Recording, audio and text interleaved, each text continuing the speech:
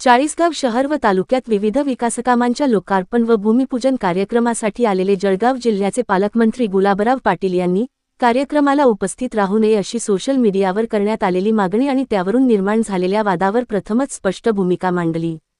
या कार्यक्रमापूर्वी चाळीसगावातील शिवसेना शिंदे गट पदाधिकाऱ्यांकडून सोशल मीडियावर एक पोस्ट व्हायरल करण्यात आली होती। या पोस्टमध्ये पालकमंत्री गुलाबराव पाटील यांनी कार्यक्रमाला उपस्थित राहू नये अशी विनंती करण्यात आली होती। तसेच कार्यक्रमाच्या बॅनरवर शिवसेना प्रमुख व राज्याचे उपमुख्यमंत्री एकनाथ शिंदे यांचा फोटो नसल्याबाबतही नाराजी व्यक्त करण्यात आली होती। याच पार्श्वभूमीवर पत्रकारांनी गुलाबराव पाटील यांना प्रश्न केला। यावर उत्तर देताना पालकमंत्री गुलाबराव पाटील म्हणाले, या ठिकाणी सोशल मीडियामध्ये काही पोस्ट फिरले होते की आपण या कार्यक्रमाला हजेरी लावू नये आपल्याच गटातल्या पदाधिकारी। बघा, या ठिकाणी मी जिल्ह्याचा पालकमंत्री आहे। पाण्याच्या जलजीवन मिशनच्या मार्फत मी या ठिकाणी टाकळी गावाला पाण्याची योजना दिलेली होती, तिचं पण उद्घाटन होतं आणि सहकारी आमदार आहे। पालकमंत्र्याची जबाबदारीच असते की काही ठिकाणी जी विकास काम आहे तिथं आलं पाहिजे।